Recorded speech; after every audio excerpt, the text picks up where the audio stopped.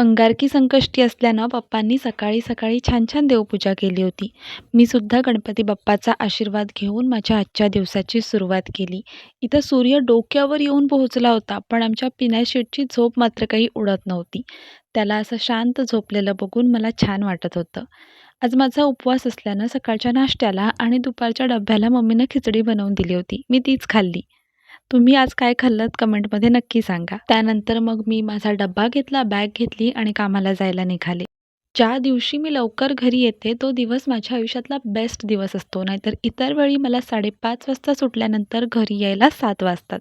घरी आल्यानंतर मम्मीनं मला नारळ पाणी प्यायला दिलं होतं आणि "काय गं एकटीच काय खातेस? मला पण काहीतरी दे" म्हणत मी पिण्याला केक खायला घातला. आमच्या या महाराजांना ना गोड खायला खूप आवडतं. तुमच्याकडे मांजर आहे आणि त्याला काय खायला आवडतं सांगा बरं मला? मी आणि मम्मीनं मिळून बाप्पाच्या नैवेद्यासाठी त्याच्या आवडीचे उकडीचे मोदक बनवले होते. चंद्रोदय झाल्यानंतर पप्पांनी पूजा केली, नैवेद्य दाखवला आणि आम्ही सगळ्यांनी आमचा उपवास सोडला.